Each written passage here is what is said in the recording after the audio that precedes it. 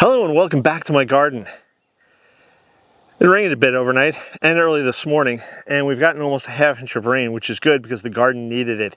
It had been dry the past 3 or 4 days, which it's not necessarily a long time, especially considering the almost 6 weeks of dry weather we had throughout June and in the beginning of July. But it has been really hot. So I'm sure a lot of the plants really enjoy just this little bit of rain. We may get more rain later this afternoon. By the way, I'm shooting this on Sunday, so you guys will probably see this on Monday. What I thought we would do today is just take a walk around the garden and take a look at some of the flowers that are flowering now here in midsummer, and some of the things that have not gone so well. So let's take a walk. Here we are in the veg garden, and right in front of me here is a hibiscus flower. This hibiscus flower just opened up overnight. It's looking lovely right now, and this hibiscus hasn't flowered in almost 2 weeks, and I think it's just simply because of the heat. But this morning, because it is morning now, it's cloudy, it's overcast, and it's relatively cool. I want to say about 80 degrees right now.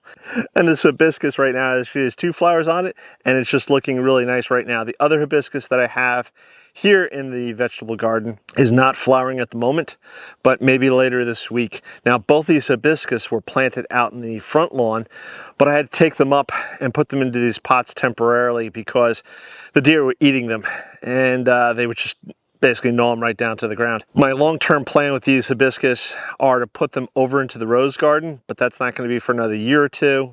So for now, they're in these pots in the vegetable garden. Behind me here, I have a lot of zinnia, and the zinnia are just doing magnificent. There's also a Mexican sunflower, which came up by accident. It was a volunteer, so I left it there, and it has attracted a lot of wildlife here. There's just a ton of butterflies and bees and all sorts of critters that are it's just wonderful. There's a bunch of other things going on here in the vegetable garden, but I think I'll save that for another tour and another day. Late in the spring, I wound up going to my local garden center and I grabbed a pack of sunflower seeds because I could. I was already buying numerous other seeds and I said, oh, why not? And these seeds behind me here are sort of it's one of those sunflower mixes where I'll throw 3 or 4 different varieties into a package. Either way, you could see these sunflowers are just incredible. They are blooming right now. They're looking awesome. And they are a spectacle to behold right now here in the vegetable garden. And no, these aren't flowers. Look at these elephant ears. These are just crazy. I think there's 1, 2, 3, 4, 5, maybe 6 bulbs here, because elephant ears come from sort of these massive bulbs. If they're not bulbs or there's something else, please leave a comment below correcting me, but these things are just incredible, and they have been loving the rain and the heat and humidity. Well, they are tropical plants here, but they're just doing incredible. Let's walk around to the front of the house. One of the things that I often don't mention or show off is the crepe myrtle here. Although much of it is already starting to go to seed, this crepe myrtle was just flush with white flowers, like the ones behind me here. And it's not a flower per se, but it is a flowering tree. And the bees absolutely love this whole tree, as with many of the other flowers in the garden. But they were all over this tree. And early in the morning when I come out here with Sophie to take her for a morning walk, I could just hear all the bees buzzing around the tree. And get this, hummingbirds. I don't know if the hummingbirds are actually eating anything out of these flowers, but I do hear them up in the tree. So I don't know if they're just roosting there overnight or if they're enjoying some nectar from the flowering crepe myrtle here. Let's go look at some proper flowers. Now this is my one front bed. I redid this one so far as the size last year, I believe it was, maybe the year before. And I've planted, and with this bed and the other one, which is so much better, I'm planting it sort of cottage style. So there's a little bit of everything being thrown in here. And right here I have a dahlia. Dahlia needs some deadheading, but otherwise looking good. There's a snapdragon, not looking so hot. But this guy right here, I believe, is a licorice white agastache. I don't know where it came from because I didn't plant it here. But it's looking good and it's growing, so I'm going to leave it here. My carnations, some of them looks like they've been going over already, so I'll have to do some deadheading on that. And my sea holly, we've totally missed that. When I did my last bed cleanup, I think I brought you guys along for that, I gave that guy a shave down. But thankfully, next to either side of the stairs leading up onto the front deck, totally distracts your eye from all of this. Let me show you that. We're here are the steps to my front deck, and as you can see, my wife has these pots filled with the pink, again, I believe these are petunias, and they've just been going at it all summer long. And then you have the white hydrangea next to the railing here. Between these two, you totally miss all of the other stuff that's happening on the other side, which is good because it doesn't look great. Let's look at the beds on the other side. Now this white hydrangea over here is kind of buried because of the red hot poker right here. And probably this fall, I'll dig out this red hot poker. I didn't think it was gonna get as large or as become a bit of a bully to the hydrangea. So I'll be pulling that out this year, which should give the hydrangea here quite a bit more breathing space. But it is flowering and it does look okay. I do have the echinacea over here. Don't ask me the variety, I'm not 100% sure. But it's, I gave it a bit of a deadhead last night, but it has been flowering and I'm pretty happy about that. And back over here, I have a giant orange zinnia, I think that's what it's called. I'm not 100% sure on the name, but nonetheless, it is an orange zinnia and it has been flowering and it, again, survived deer and drought. So I'm pretty happy, and hopefully as the summer goes on and the fall starts approaching, it just gets a little bushier and puts on more and more flowers. And that'll really brighten up this space here. Now let's head over to the flower garden proper. My dahlia garden has been almost a disaster this year. There are some beautiful flowers blooming and I have been trying to keep up with the deadheading. And I think I lost a dahlia, Bambino, and there's a couple others which are really, really rough shape.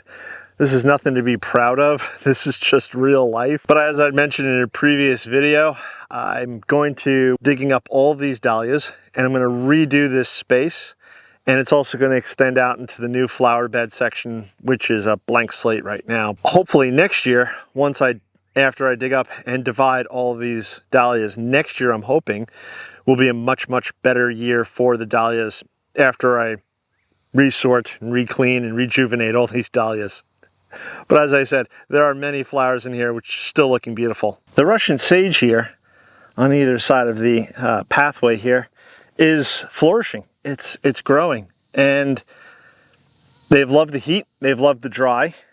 We've gotten quite a bit of rain recently in the past few weeks. Like I said, it has been dry the past 3 or 4 days, but they've been flowering. So far, so good. They're blooming like crazy and they're doing very well. The irises that I planted out earlier this year after dividing, they all seem to be hanging in there. Unfortunately, the same cannot be said for many of the seedlings that I planted out along this stretch of the bed. There's really nothing. This is the ugly. Many of these flowering plants did not survive. What is doing quite well is my Mexican sunflower. That guy's hanging in there and he's growing and he's starting to put on a flower. So hopefully in a couple of weeks' time, I'll have something more spectacular to show you. But for the time being, this is the most spectacular thing happening right now. This is Whirling Butterflies Gaura. I planted that, I believe, late spring, and it was flowering at the time, I believe. And then all the flowers started going over. So then I gave it a good cutback, and now it's flowering again. And it just looks very lovely. Right here is another crepe myrtle. I don't think there's a variety to this, but this one is obviously flowering a little pink white going on here. And it's really, really nice. You can see the branches are weighed down a bit right now with the flowers, and the seeds will be coming in soon. What I want to do with this guy, and I'll wait until the fall, is give it a good trim up because I want it to grow into more of a tree shape. You only want, I think, like 3, maybe 4 main trunk branches coming up out of the ground. I think that's what the crepe myrtle experts say. If you've grown crepe myrtle before and you have an opinion about that, please leave your comments below. So let's look at what's growing next to it. Here we have a raspberry wine bee balm. It's doing all right. You know, it always looks like it's dying to me at one point or another, and then it starts flowering and it starts thriving again. So right now it's doing well, and hopefully it keeps flowering right on through till the fall. So right here, next to the bee balm, is Toucan Scarlet Cana. I'm growing, this is from Proven Winners, and I think this is the second or third time it has flowered. Right here is an unknown variety of Cana, and you can see a combination of the dead leaves and seed heads and the new flower heads. This plant right here, I actually enjoy right here because it gives the height to this space right here of the flower bed. But right in front of it here is a yellow marigold. I believe it's crackerjack, and it's just, I haven't done anything to it. I don't know why it's thriving here. It has somehow survived. It has thrived. It's loving this spot right here, and I'm enjoying those bright yellow flowers. Right up front here, the yellow flowers are Prairie Sun Rudbeckia. Behind them are some white zinnia, and they too need to be deadheaded a bit. And then behind them I have yellow zinnia. I think this space, this little section standing right here looks really pretty. And behind them, looking a mixture of Beauty and the Beast here, are these red Cana. Again, they flower, the flowers die off really quick. It starts looking messy, but then it flowers some more. Right next to it, I've got some more orange zinnia. Yes, they need to be deadheaded. And behind that, some more rose mint agastache. And then just off to the side are some purple zinnia. And I believe this swath of flowers is a Heliopsis. I'm not 100% sure. If you guys know what this is or you have any guesses, please leave those comments below. Unfortunately, I lost the tag to these, but they've just been going for it for the past few weeks. And it adds some color right to the front of the border. In the front corner back there, I believe those are Marry Me Echinacea. I need to do quite a bit of deadheading on them, but I've never seen them looking so good. Normally the deer come along and they start eating down the flower heads. But not this year. Right now they're looking good. Having said that, the deer will probably come by tonight and devour them. And sadly, a lot of my gladiolas did not flower this year. I think it was a combination of different factors, including being overcrowded. This fall, one of my jobs or one of my goals is to try to dig up as many of these gladiolas as I can, divide, thin the space out, and then hopefully next year they'll just be flowering again like crazy. The rose garden has been sort of a hit and miss for me this year. On the upside, I've been kind of keeping the deer out. They have come in at multiple points and they have nibbled at some of the roses. And I have kept most of the weeding under control, which is also a plus because in years past I'd let the space get out of control. I need to come in here and do some more weeding. I'll do that soon so it doesn't get out of control. But one of the big successes and one of the things I'm really looking forward to growing more of next year is this salvia. This is Big Blue. It's just, I just love the big thick leaves. I love the height and the flowers are just incredible. It's been growing like this now for the past few weeks. Started off as 3 little seedlings. It's wonderful. So this is definitely one of the successes, and this is definitely one of the plants I'm going to grow more of next year. Now this is a tender perennial or hardy annual, something like that. I don't know if this will overwinter. Hopefully it does. But if it doesn't, I'm definitely growing more from seed next year. And I'll probably be taking cuttings and keeping them in the greenhouse over the winter. Here are some Earth Angel roses. Now if you remember, I planted 3 of these shrubs. And they did get nibbled on at one point by the deer, but they seem to have bounced back. And I'll probably be coming back in later in the fall and doing a bit of pruning on these to bring them into more of a shape of what I want them to be. But for now, they're flowering and they look healthy. And this right here is one of the other rose garden successes. This one is Blue Victory Salvia. Now the leaves are thinner and the flowers aren't quite as vibrant, but it has grown well and I really do enjoy it. And apparently, I don't know if you guys can see that, so do the bees. So I'll be growing more of this as well next year. If you haven't checked out all the links below, please check out all the links below. If you don't want to check out all the links below, go over to growinggreenfinger.com. I've got all sorts of information about the garden there. I've got a page called Resources where I have some of my favorite books and websites and stores. There's also links to my Etsy store and my other, I think it's Teespring right now for that. That may be changing in the future, but if you want to get yourself a t-shirt or a mug or something along those lines, you could do that. Hey, listen, we've gotten a bunch of new subscribers, so I'd like to thank all of the new subscribers, and I'd like to thank the old subscribers. Don't think I forget about you guys, because I don't. I thank everybody for tuning in and watching this channel. And if you're not a subscriber, please subscribe.